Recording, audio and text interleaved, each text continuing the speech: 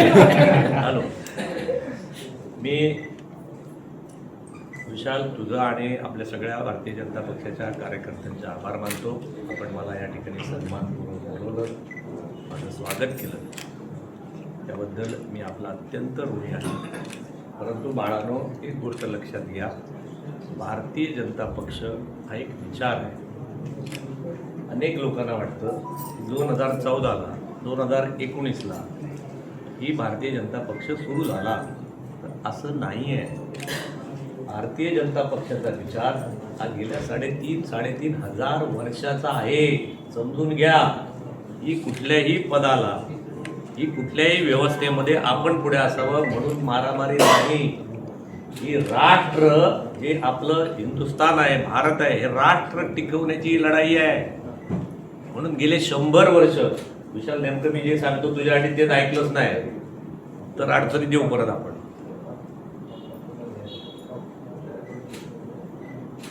हा विचार मी जेव्हा सांगतो ना कार्यकर्त्यांनी, आणि मीच तुमचे कान टोचू शकतो,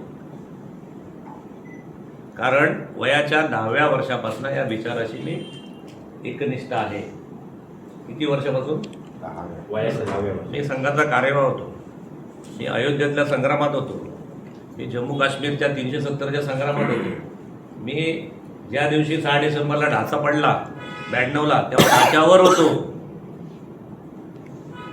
तरीही मी कधी मला पद मिळावं, मला आमदारकी मिळावी, मी आधी सिनियरिटी आहे, मीच पहिला नाही. आम्ही सगळे इदम न ममावाले आहोत. पथिक का अंतिम लक्ष्य नहीं है सिंहासन चढ़ना, सब समाज को लिए साथ में आगे है बढ़ते जाना. अटल बिहारी वाजपेयी. मला विचार समजून घ्या. विचार समजला ना तर जसं तुमचा ऑफिस विशाल आहे तुझ्या नावाप्रमाणे, तशी तुमची हृदय सुद्धा विशाल होतील. कुंडली दे. भारतीय जनता पक्ष हा विचार आहे बाळानो. हा कार्यालयापुरता सीमित ठेवू नका, पदापुरता सीमित ठेवू नका. 100 वर्षाने पश्चिम बंगालमध्ये काल बघितला आपण, विजय झाला. मागच्या निवडणुकीमध्ये मी 2 महिने, ज्या मध्यम ग्राममध्ये काल जे खून झाला आपल्या कार्यकर्त्याचा येचा, त्या मध्यम ग्राममध्ये मी 2 महिने होतो. आमचे हे जे गेलेत ना, काय नाव, सतीश दोन गेले जवळ, तेव्हापासून त्या इलेक्शन पासून आजपर्यंत तिथेच आहे. 200 250 उगाच नाही सीट आल्या. आज तिथल्या बाउंड्री सील झाल्या. राष्ट्राच्या रक्षणाचं काम करतात आपले लोक. देशाच्या रक्षण, देशाच्या सीमा सुरक्षित असतील तर तुमचा सावंतवाडी सुरक्षित राहील. Am I right or wrong? म्हणून भारतीय जनता पक्षाचा विचार लक्षात घ्या, ही परंपरा लक्षात घ्या. मग तुम्ही कनेक्ट व्हाल 3,500 वर्षापूर्वी. मोहेंजोदडो, हडप्पा, सिंधू संस्कृती, तिथून कनेक्ट आहात. प्रभू रामचंद्र, भगवान कृष्ण, छत्रपती शिवाजी महाराज. या पदांसाठी लढाई नाही आहेत, या कार्यालयांसाठी लढाई नाही आहेत बाळानो. मला आता एखाद्या तिथे पत्रकारांनी प्रश्न विचारला, असतील तुमच्यामध्ये, हो सावंतवाडीत 2-2 कार्यालय कशी? मी म्हटलं अरे 2च आहे. मी तर म्हणतो 100 व्हायला पाहिजे. कुंडली दे. आप 2 पे अटके हो. घराघरात कार्यालय व्हायला पाहिजे. विचारच तसा आहे. त्यामुळे भारतीय जनता पक्षाचा कार्यकर्ता राष्ट्राचा विचार करणार आहे, संस्कृतीचा विचार करणार आहे. समजून घ्या बाळांनो. बघा, असंख्य कार्यकर्ते गेल्या 100 वर्षामध्ये धारातीर्थी पडले असतील, त्याग केला असेल अनेक लोकांनी. त्याची काही ना काही छोट्यातली फळं आम्हासारख्या लोकांना मिळतात. आमदार होतो, खासदार होतात. याचा अर्थ आम्ही लायक ना आहोत असंच नाही. हजारो शेकडो लोक त्याग करतात तेव्हा आमच्यासारख्यांना कुणाला तरी आमदारकी मिळते. आम्हाला राईट ऑर रॉंग? झेडपीचा एखादा सदस्य होतो तेव्हा तोच लायक असतो असं नाही. त्याच्या खालचे 100 कार्यकर्ते लायक असतात, पण ते सोडतात म्हणून ते ऐकायला मिळते. खरं आहे की खोटं आहे? म्हणून ज्यांना मिळते त्याने न मिळणाऱ्याचा सन्मान करायला पाहिजे. माझ्या मताची समाधान की नाही? ज्याच्याकडे संपत्ती आहे त्याने निर्धनाचा, जो गरीब आहे त्याचा सन्मान करायला पाहिजे. पाहिजे का नाही? भारतीय जनता पक्षाचा विचार आहे अंत्योदयाचा. म्हणून शेवटचा माणूस गरीब राहता कामा नये. या सगळ्या सत्ता, केंद्रात सत्ता, राज्यात सत्ता, जिल्ह्यात सत्ता, तालुक्यात सत्ता, म्हणून याचा कोण वाचता. आता ह्या सगळ्या सत्यांचा उपयोग विशाल गरीब माणसाच्या कल्याणासाठी व्हायला पाहिजे, अंत्योदयासाठी. हा आपला मूळ विचार आहे बाळानो. आमच्या लहानपणी म्हणायचे, ज्येष्ठ लोकांना माहित असेल, केस वाढवून देवानंद होण्यापेक्षा बुद्धी वाढवून विवेकानंद व्हा. विवेकानंद जोरदार टाळ्या वाजवा. हे अभ्यास वर्ग, हा प्रशिक्षण आपला व्हायला पाहिजे. म्हणून माझी तुम्हाला सगळ्यांना विनंती आहे, विशाल तुला सुद्धा विनंती आहे, तुझं मन विशाल तेवढंच झालं पाहिजे. आजूबाजूला जे काय असतील आपले, आपण स्पर्धक नाहीये कोणाचे. मला परवा एकाने विचारलं की साहेब कोकणातलं काम करायचंय, तुम्हाला आमदार गेले. मी म्हटलं कोकण सोड रे, मी अफगाणिस्तानात जायला तयार आहे. हिंदुस्तान छोडो यार, मैं अफगाणिस्तान. अरे आम्ही अटकेवर झेंडे काढणारे लोक आहे. त्यामुळे माझं तुम्हाला सगळ्यांना विनंती आहे बाळांनो, की भारतीय जनता पक्षाचा मूळ विचार विसरू नका, विसरू नका. असंख्य लोकांनी गाडून घेतलं, एखादं छोटं बी सुद्धा स्वतःला गाडून घेतं, म्हणून त्याच्यावरती मोठं आंब्याचं झाड उभं राहतं की नाही, आणि मग त्याची फळं हजारो लोक खातात. आज 100 वर्षाने या विचार परिवाराला, भारतीय जनता पक्षाला, हजारो लोकांनी गाडून घेतलं विचार, तेव्हा ही अशी गोरी गुमटी फळं यायला लागली आहेत गोड. आता ती चाकताना आम्हाला मजा येते, पण आपल्या बाप जाद्याने कधीतरी लावलं होतं का हो, त्याला थँक्स बोलायला पाहिजे ना. म्हणून आजचा हा सरकार या सगळ्या माझ्या पूर्वजांना, पूर्वीच्या कार्यकर्त्यांना, गोरगरीब कार्यकर्त्यांना, ज्यांनी कधी त्यांना काही मिळालं नाही, 4 आण्याचं पद नाही मिळालं, तरी सुद्धा ते भारतीय जनता पार्टी की जय म्हणतात की नाही बाळांनो. अशा सगळ्या लोकांचा हा पक्ष आहे. मी अनेक वेळा सांगतो, त्याच्यात नवीन जुनं काय नाही. जो या यात्रेत आला, जो आपल्या बरोबर आला, तो काल परवा नाही, तो त्याच्या सगळ्या मागच्या विचार परिवाराशी तो कनेक्ट झाला.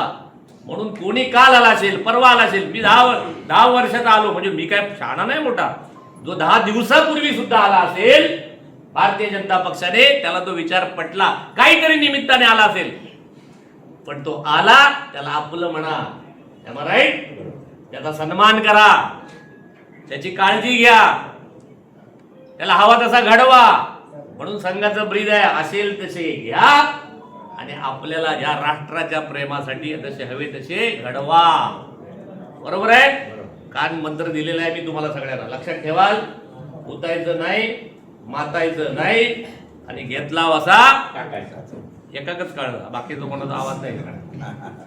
माझी लक्षात आलं. परत एकदा मला बोलवा निवान. आपण सगळे राष्ट्रावर प्रेम करणारे मंडळी. प्रथम राष्ट्र लिहिलंयस ना, कुठेतरी लिहिलं असेल तू, राष्ट्र कुठे आहे, नंतर पक्ष, नंतर स्वतः. म्हणून राष्ट्रावर प्रेम करणारे बाळ, बरोबर आहे. त्यामुळे मन मोठं केलं की तुम्हाला महेश सारंग पण तुमचा दिसेल, प्रभाकर सावंत पण या ठिकाणी येईल, प्रमोद जठार ते येतो, कारण प्रमोद जठारचं मन विशाल आहे हो.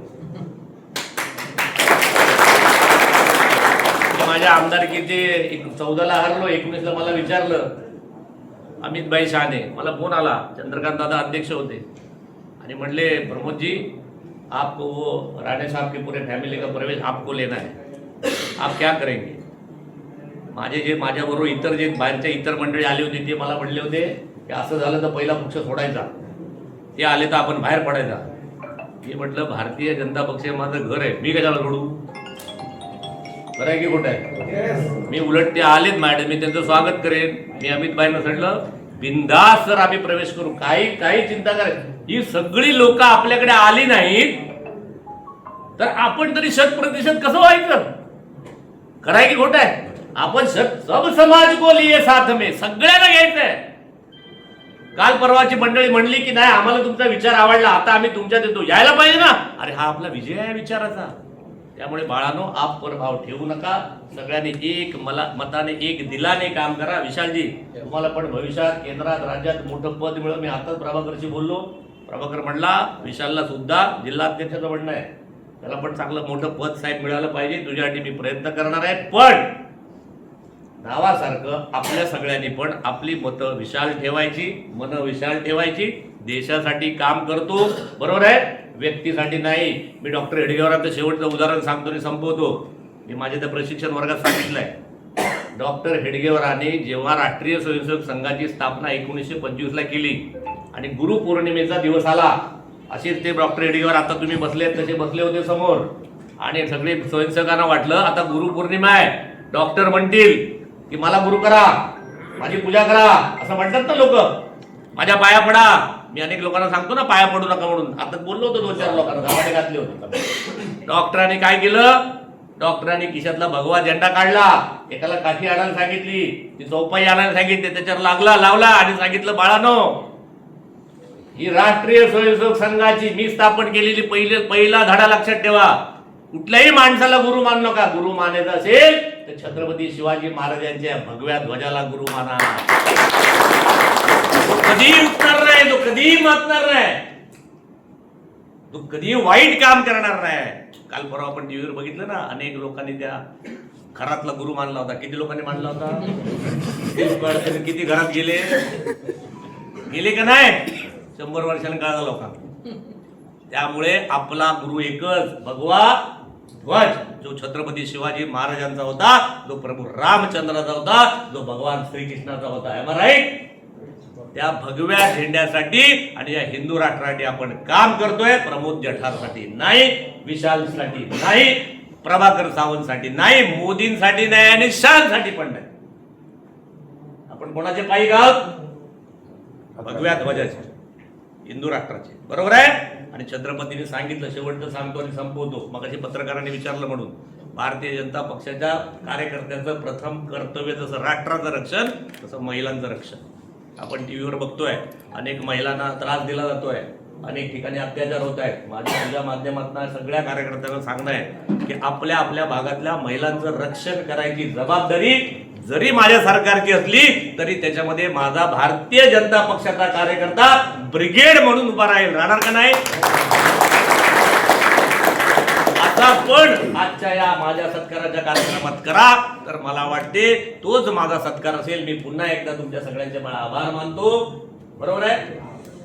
आणि या ठिकाणी बोलवलं, धन्यवाद देतो आणि पुढच्या कार्यक्रमाला निघतो. जय हिंद, जय महाराष्ट्र. फक्त रिक्वेस्ट आहे, फक्त 5 जणांना तुम्ही एक भारतीय जनता पार्टीचा खूप खूप धन्यवाद. आलेल्या सर्व आमच्या भारतीय जनता पार्टी आणि सन्माननीय जठार साहेबांवरती प्रेम करणारे सर्वच मंडळींना मी धन्यवाद देतो. सर्वांसाठी जोरदार टाळ्या होऊ द्या. विशेष म्हणजे 2-4 दिवसापूर्वी जठार साहेबांचा दौरा लागला आणि त्या निमित्ताने आज आपल्या जनसंपर्क कार्यालयामध्ये सन्माननीय प्रमोदजी जठार साहेब आमदार होऊन आमच्या या ऑफिसमध्ये आले. या ऑफिसमध्ये जी लोक आली ती घडून गेली. या ठिकाणी नगरपालिकेचं इलेक्शन लागलं आणि या ऑफिसचं उद्घाटन झालं साहेब. त्यानंतर नगरपालिका सुद्धा भारतीय जनता पार्टी, जिल्हा परिषद आणि पंचायत समिती आणि ग्रामपंचायत संपूर्ण भारतीय जनता पार्टीचं वातावरण तयार झालं. टाळ्या मारायला नक्कीच हरकत नाही. त्यामुळे खरोखरच आपला पायगुण चांगला आहे. मी जास्त बोलत नाही कारण पुढे पूर्ण जिल्हाभर त्यांचा दौरा आहे. आज आपण आमच्या जनसंपर्क कार्यालय सावंतवाडी येथे आल्यामुळे आम्हाला सर्वांना चैतन्य आणि आम्हाला सर्वांना ऊर्जा आलेली आहे. मी पुन्हा एकदा सन्माननीय आमदार जठार साहेब यांचं शुभेच्छा आणि मनापासून धन्यवाद देतो. या ठिकाणी आमची सर्वांची एकच इच्छा आहे की सावंतवाडी विधानसभेमध्ये सन्माननीय जठार साहेब जिथे जिथे अडचण असेल त्या ठिकाणी आपण आपला थोडाफार का असेना निधी आमच्या मंडळींना द्यावा, एवढीच आमची विनंती या सर्व मंडळींसमोर मी करतोय आणि माझं भाषण आवडतं घेतोय. जय महाराष्ट्र. ताज्या अपडेट्स आणि ताज्या बातम्यांसाठी आजच सबस्क्राईब करा आपला Sindhudurg digital news channel. Like करा, शेअर करा, कमेंट करा आणि महत्त्वाचं म्हणजे बेल आयकॉनला क्लिक करायला विसरू नका.